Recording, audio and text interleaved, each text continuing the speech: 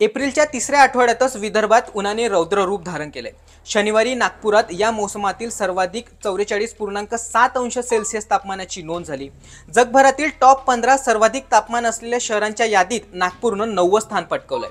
याशिवाय वर्धा, अकोला, अमरावती, चंद्रपूरसह इतर जिल्ह्यातही सूर्य आग ओकतोय।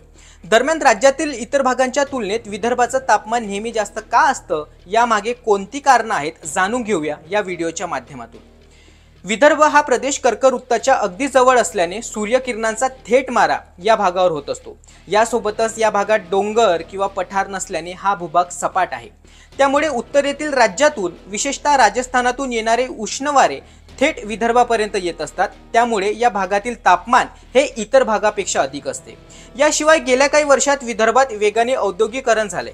यामध्ये सिमेंट कारखाने, कोळसा खाणी, मोठे मोठे वीज निर्मिती प्रकल्प यामुळे सुद्धा तापमानात वाढ झाली। विकास कामं आणि औद्योगिकरणामुळे मोठ्या प्रमाणात वृक्षतोड केली जाते। त्यामुळे सुद्धा विदर्भातील तापमान दिवसेंदिवस वाढत असल्याचं सांगितलं जात आहे।